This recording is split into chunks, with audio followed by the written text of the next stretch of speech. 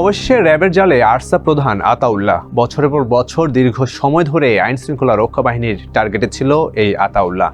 মিয়ানমারের রাখাইন রাজ্যের বিদ্রোহী সংগঠন আরাকান রোহিঙ্গা স্যালভেশন আর্মির প্রধান তিনি। পুরো নাম আতাউল্লাহ আবু আম্বার জুনুনি।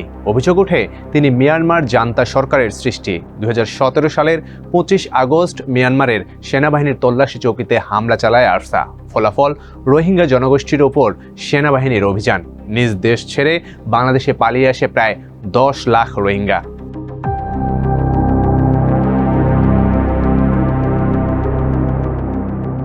এদিকে নাশকতামূলক কর্মকাণ্ড করতে গোপন বৈঠকের সময় নারায়ণগঞ্জের সিদ্ধিরগঞ্জ ও ময়মনসিংহে পৃথক অভিযান চালিয়ে রোহিঙ্গাদের সশস্ত্র বিদ্রোহী সংগঠন আরাকান রোহিঙ্গা স্যালভেশন আর্মির 10 সদস্যকে গ্রেফতার করেছে র্যাব।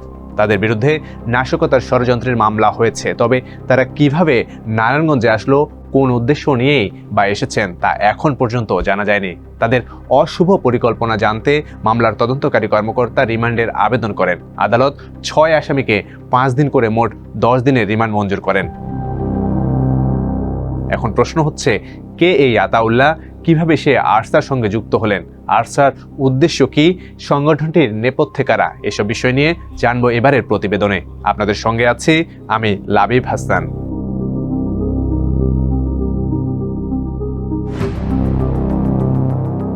আতাউল্লাহ আবু আম্বার জুনুনি জন্ম 1977 সালে পাকিস্তানের করাচিতে। বাবা গোলাম শরীফ। 7 ভাই ও 2 বোনের মধ্যে 8ম তিনি। জানা যায় তার বাবা রাখাইন থেকে পাকিস্তানের করাচিতে চলে যান। সেখানে দারুল উলুম মাদ্রাসায় পড়াশোনার পর পরিবার সহ সৌদি আরব পাড়ি দেয়। সেই সময় আতাউল্লাহর বয়স ছিল 6 বছর।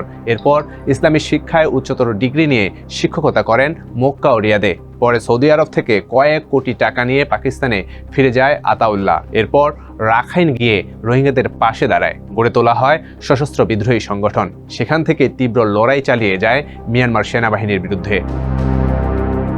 বিবিসি ও আল জাজিরার প্রতিবেদনে উঠে আসে 2017 সালের 25 আগস্ট রাখাইনে পুলিশ চেকপোস্টে আতাউল্লাহর নির্দেশেই হামলা চালিয়েছিল আরসা। এরপর সেনাবাহিনীর হত্যাযজ্ঞ থেকে বাঁচতে বাংলাদেশে পালিয়ে আসে lakh lakh Rohingya.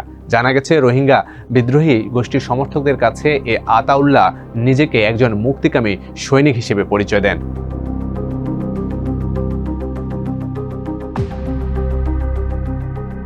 Arakan Rohingya Salvation Army, সংক্ষেপে আরসা, ইন্টারন্যাশনাল ক্রাইসিস গ্রুপ আইসিজির রিপোর্ট অনুসারে মিয়ানমারের উত্তর রাখাইন রাজ্যে সক্রিয় একটি রোহিঙ্গা বিদ্রোহী দল। আইসিজি এবং আরসার একজন মুখপাত্র অনুসারে এই দলটি 2012 সালের রাখাইন সাম্প্রদায়িক দাঙ্গার পরে 2013 সালে হারাকা আল ইয়াকিন, যার বাংলা অর্থ বিশ্বাসের আন্দোলন বা ফেইথ মুভমেন্ট নামে পরিচালিত হয়।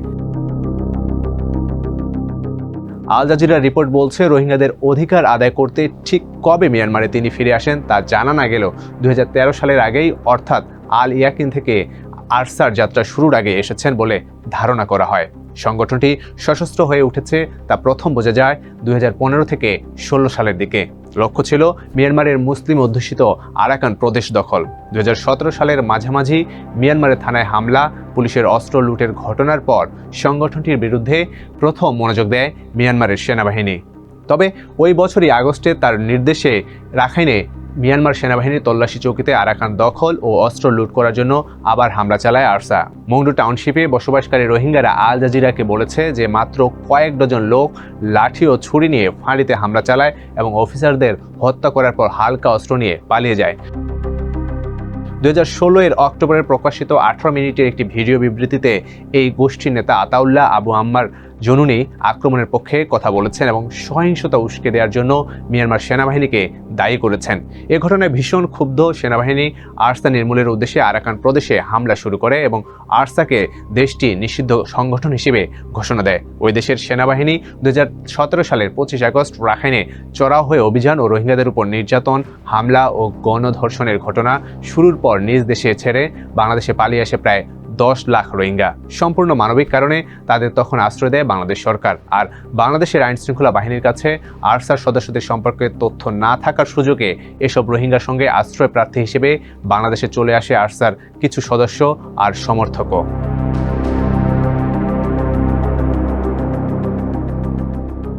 মিয়ানমারের রাখাইন রাজ্যে রোহিঙ্গা মুসলিমরা দীর্ঘদিন ধরেই নির্যাতিত। 1948 সালে স্বাধীন বার্মা রাষ্ট্রের সৃষ্টির পর থেকে অসংখ্যবার রোহিঙ্গা মুসলমানদের আত্মনিয়ন্ত্রণের অধিকার অস্বীকার করা হয়েছে। আরসার দাবি, তারা মিয়ানমারের রাখাইন রাজ্যে বসবাসকারী 10 লাখ রোহিঙ্গার নাগরিকত্ব সহ মৌলিক অধিকারের জন্য লড়ছে। তাদের মূলনীতি রক্ষা করা, উদ্ধার করা ও প্রতিরোধ করা। আরসা নিজেকে কোনো ধরনের সন্ত্রাসী গোষ্ঠীর তকমা থেকে দূরে রাখার দাবি করে। এদিকে মিয়ানমারের সরকার রোহিঙ্গা স্যালভেশন আর্মি বা আরসাকে একটি সন্ত্রাসবাদী গোষ্ঠী বলে ঘোষণা করেছে।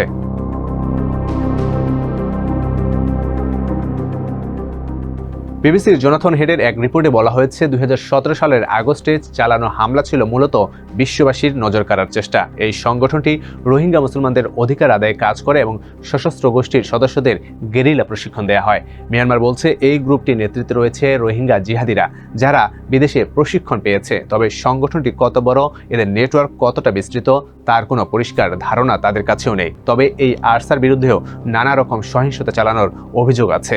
2018 সালে আরসার বিরুদ্ধে মিয়ানমারে হিন্দু জনগোষ্ঠীর উপর গণহত্যা চালানোর অভিযোগ তোলে আন্তর্জাতিক মানবাধিকার সংস্থা অ্যামনেস্টি ইন্টারন্যাশনাল।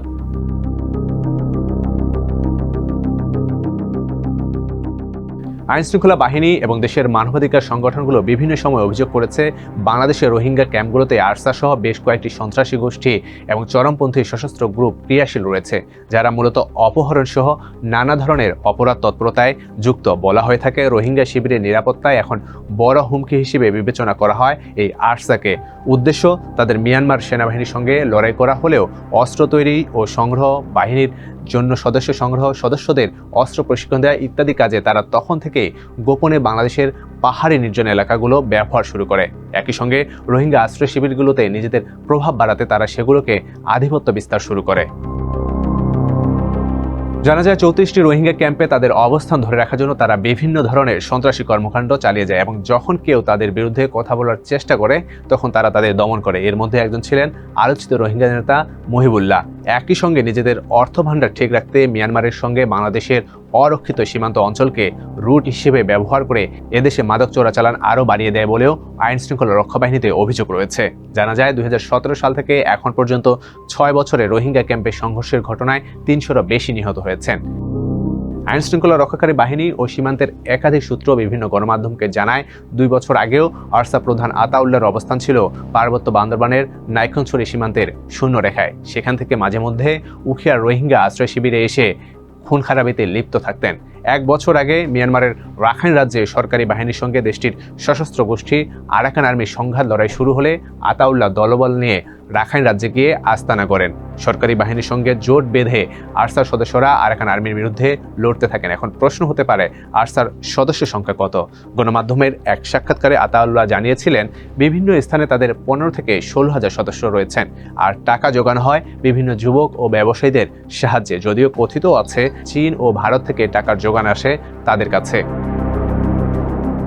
এদিকে গ্রেফতার আতাউল্লাহকে রিমান্ডে এনে জিজ্ঞাসাবাদ করলে আশ্রয় শিবিরে মজুদ রাখা বিপুল ভারী অস্ত্র ও গোলা বারুদের সন্ধান মিলবে বলে জানান রোহিঙ্গা নেতারা। শনাক্ত হবে অস্ত্র ও অর্থের যোগানদাতা। আতাউল্লাহকে গ্রেফতারের খবরে আশ্রয় শিবিরে লুকিয়ে থাকা আরসার কয়েকশো সদস্য আত্মগোপনে চলে গেছেন। আরসাকে ঠেকাতে এতদিন মিয়ানমারের আরেক সশস্ত্র গোষ্ঠী আরাকান রোহিঙ্গা সলিডারিটি অর্গানাইজেশন সহ 10টির বেশি রোহিঙ্গা সন্ত্রাসী বাহিনী একাট্টা ছিল। এখন তারা আরও বেপরোয়া হয়ে উঠতে পারে বলে ধারণা রোহিঙ্গাদের।